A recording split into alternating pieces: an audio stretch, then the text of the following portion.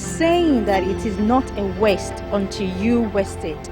When we think of waste, also known as garbage, trash, litter, rubbish, refuse, we think of yucky smelling messy stuff. It's the junk we consider worthless and throw away. No one wants to think about it, much less deal with it. Each week we put bags out, and after the baggage truck comes rumbling down the street and takes it away, we think on it no more. Out of sight, out of mind.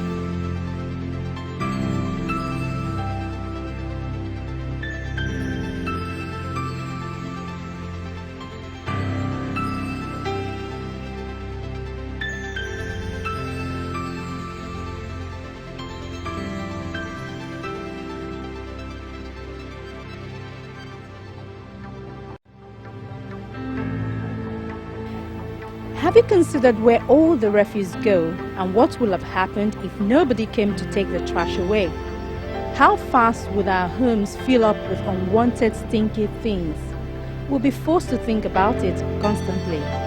Aside from all the wasted energy and valuable natural resources used to produce the materials we burn, dump and bury, often after only 1 or 2 uses, waste disposal has significant impacts on the environment.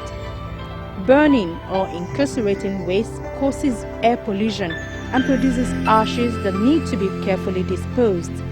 Landfills take up an enormous amount of land. They are expensive to operate, and it's very difficult to set up new sites.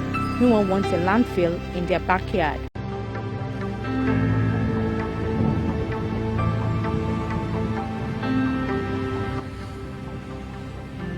Olusosun Landfill, located in Ojota, is the biggest repository of waste in Lagos, and indeed Nigeria, receiving more than 50% of the 9,000 metric tons of solid waste generated daily in the state.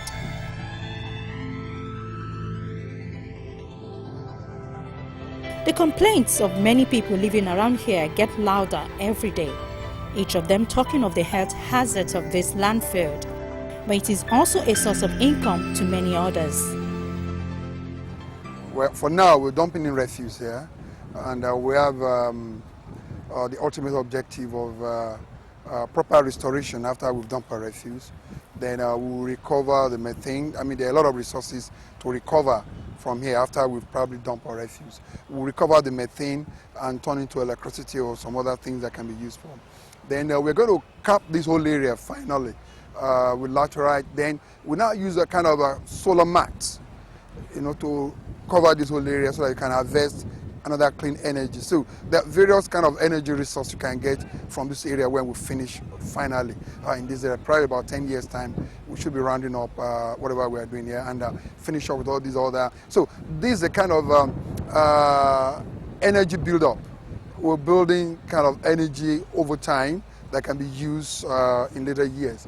And what we do also here, we still do a lot of resource recovery around here. We have a resource center at the back there where we do our buyback, plastic buyback, and we turn the plastic into the bin bags that you use, the bin liners that you use for a bag. We have the paper baling center there.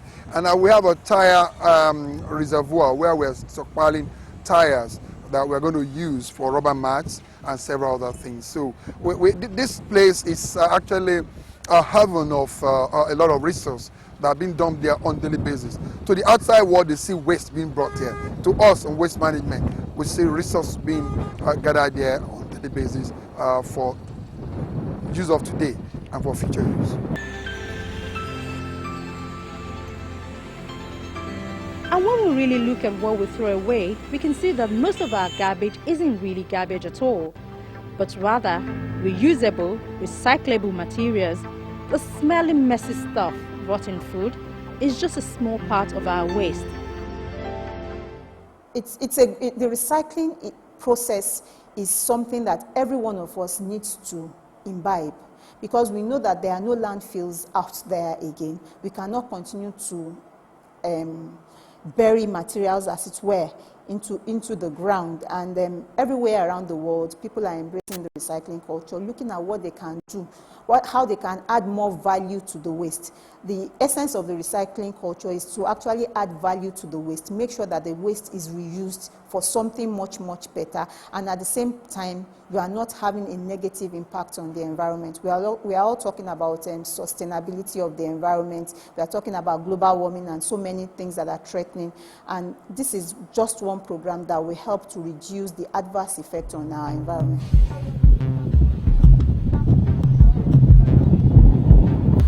Preying on other people's waste is no doubt dirty. Recycling, however, scavenging, especially in Lagos as in some other parts of the globe, is fast becoming lucrative.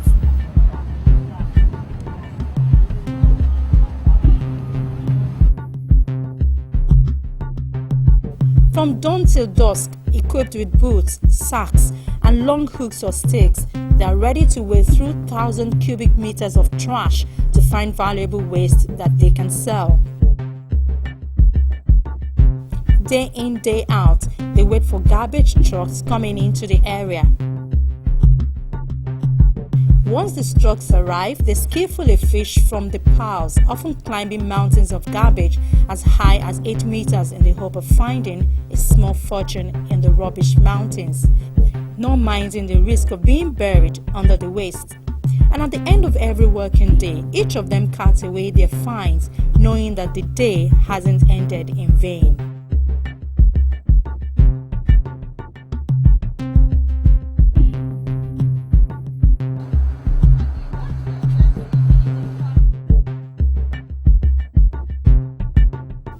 Fatai Kurumi, also known as Eriko, is the chairman of the Scavengers Association of Nigeria. We found the association through to pressure from the police, and secondly, to know ourselves much better, because there is a lot of names that they used to call people working in the dump sites. Some people call them thief, some people call them Bola boy, such a foolish name. So that's the reason why we call ourselves to order, so we can form an association and be recognized by the government. Okay, so how many people belong to your organization now? We are at least 300 to 400 people. The scavengers, they've been doing this thing at an informal level, and they've not been making a collective success out of it. So, but right now, we've taken over from them, though incorporating them also, and tapping into their commitment, all right, and their energy. So we have a synergy that is working for the two of us on this whole program. But this case right now, we are leading them. This site, Loma owns the site right now, all right, and they are here on an interim because we've carried out a resettlement action plan research on many of them. We got them listed, and most of them were asked, what other job will you do instead of scavenging? And they all gave several options. Some of them are already working with the PSP, some of them are sweeping the road, some of them are actually managing our recycling plants, working at recycling plants at the Korodu and several other areas, Olusosun. And while some of them are doing waste policing, and while the residual are here. But over time, they will not be able to pick anything here now, because we will have done the sorting upstream through the recycling club program that we are having at household level. When you sort your waste at household level, we discount your collection by 50%. All right, yeah, and the recycling banks will have captured most recyclables. So probably the residue that we get here may not be rich enough to attract any form of scavenging. As a resource person now, I'm now a buyer. I used to buy and sell. I buy from the scavengers and from the resource managers and sell it to Loma direct. Okay, so how much do you buy from the scavengers? I buy 15 naira from the scavengers, while I sell 30 naira to Loma.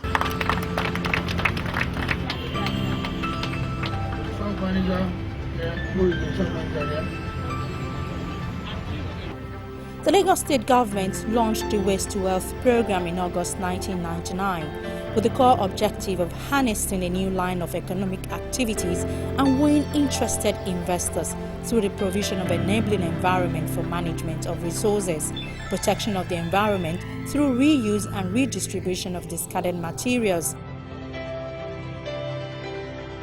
But as it is, majority are yet to embrace the initiative. It was over 10 years after the Waste to Wealth program was launched before the Lagos State Waste Management Authority introduced the Recycle Bank to selected areas of the state.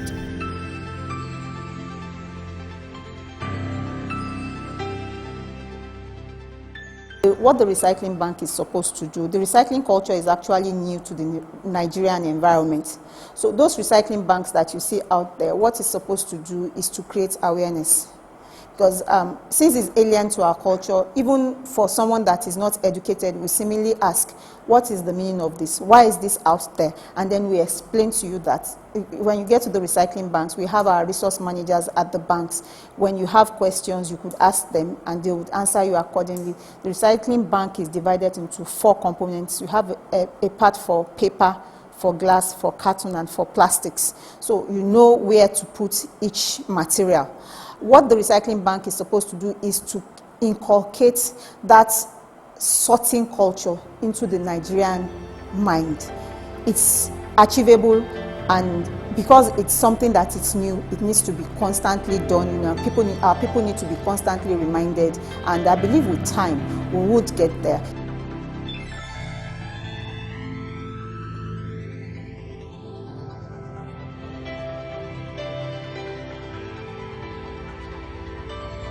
What the program is supposed to achieve is to create an economic value, to help, as it were, to enrich the pockets of the average Nigerian, such that he has an extra income to depend on. So it's something that you do as you can do it.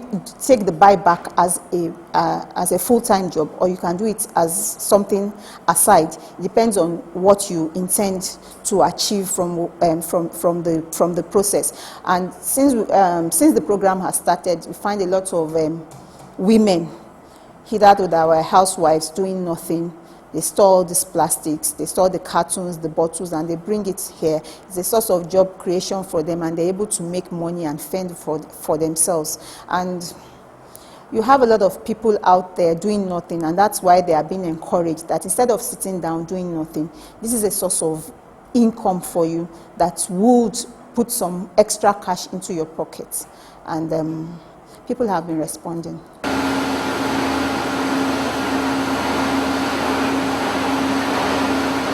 To the processing of pure water nylon into waste bags.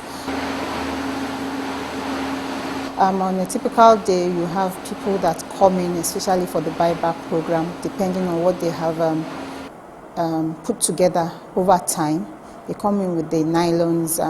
The government does not want the nylons in our drainages and our canals, so we have a buyback project where we buy the nylons at 30 naira per kilogram.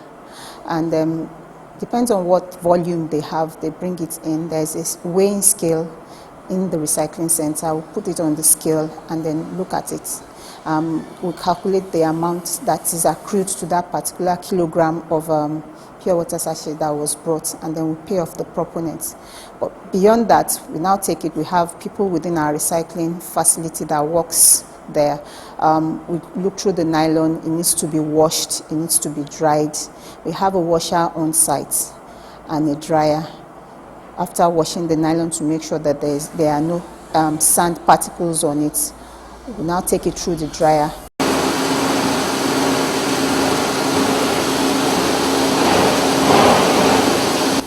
After it has gone through the dryer and it's very, very dry, we have 2 different pelletizers on site. The material is now put into the pelletizer where it is pelletized.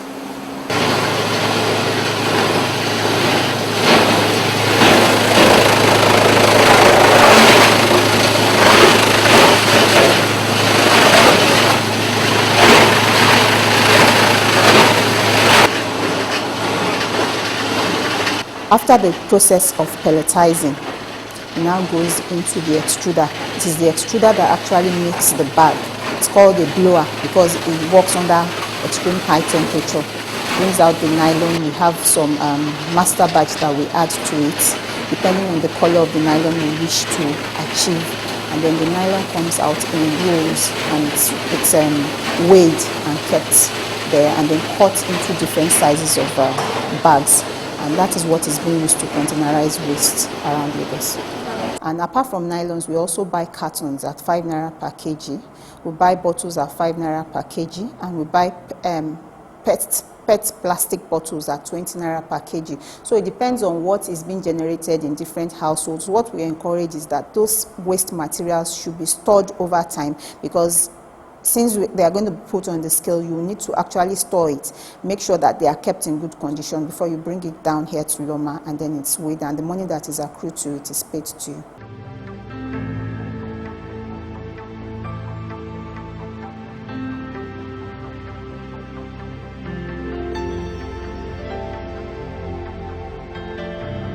The Managing Director of the Lagos State Waste Management Authority, Mr. Ola Oresanya, says Loma is continuing to look for ways to redefine waste, as well as give incentive to those willing to trade their waste.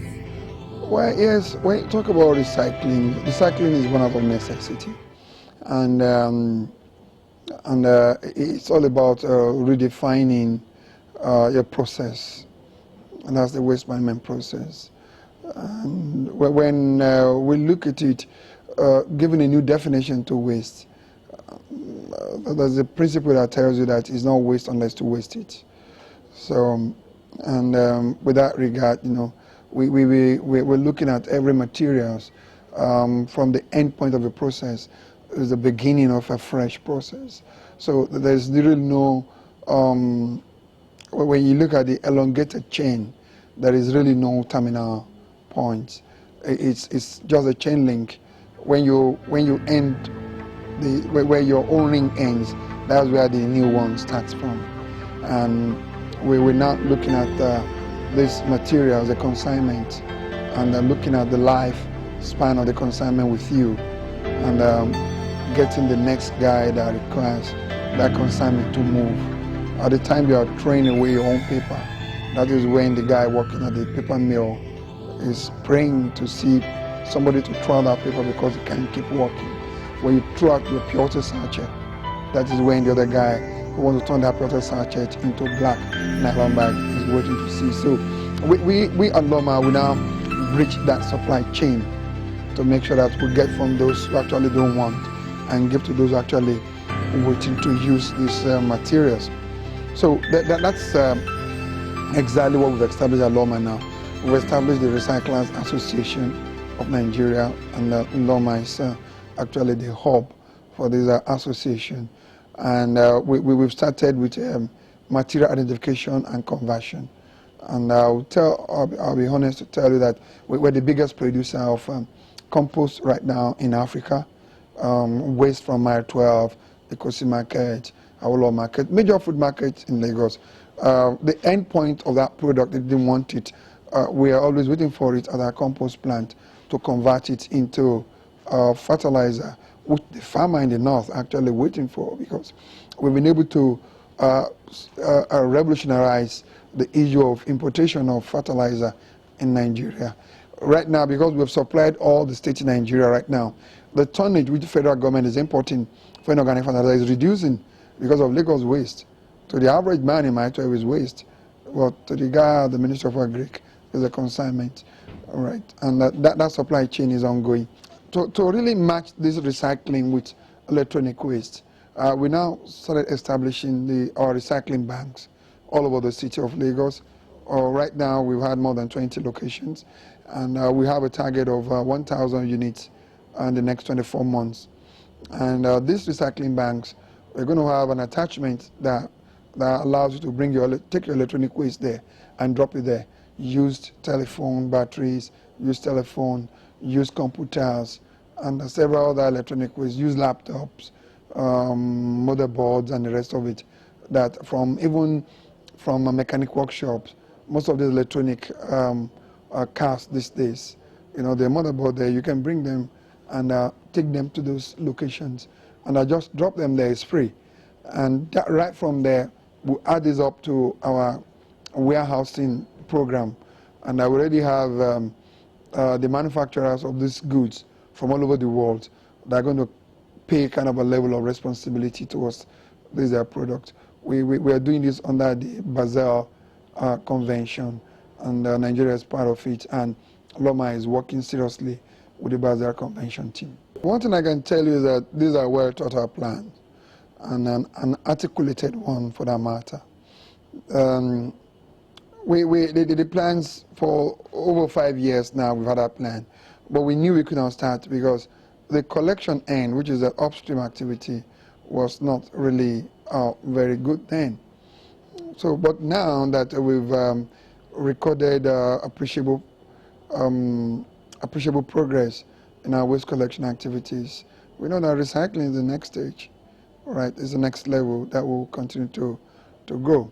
And with what we've put in, the measures put in place, it's going to be a self-sustaining chain that will evolve on its own by itself. It's self-sustaining.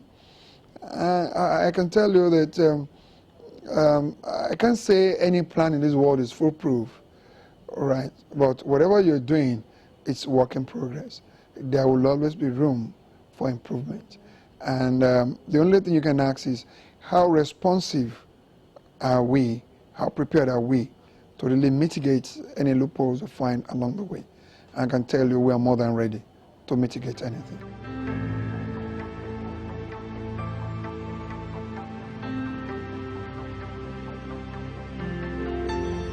Like I told you, what we have in place right now is that these people, what they were looking for on the site, we're now going to capture upstream. With our household sorting, with our recycling banks all over the city, you don't have much to look for downstream. So that way, scavenging on the landfill site will not be that attractive. So we have to capture whatever we need quickly upstream, and that's what we're doing right now. And some of those boys who are on the site right now are the ones that will be managing the recycling banks. So there will not be any attraction to go to the dump site. So we have a target between now and the next 24 months that you never see any scavenger on a landfill site. When we have a very good and effective collection point for recyclable materials upstream. So work is in progress. Apart from the Lagos State government that has come up with initiatives to encourage recycling of waste, policies in Nigeria do not favor the reuse of materials. Garbage is one each of us can and should do something about. It's all about making wise choices. The choices we make every day affect the amount and types of garbage we toss. When we rethink the way we live, reduce what we buy, reuse things instead of getting new ones, recycle and compost, we not only make less waste, we also save valuable natural resources and energy and create less pollution.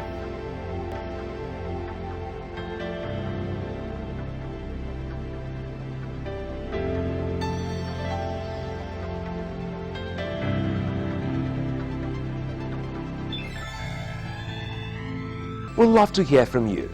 Do you have a comment or questions? Do send them to us by email on file@channelstv.com.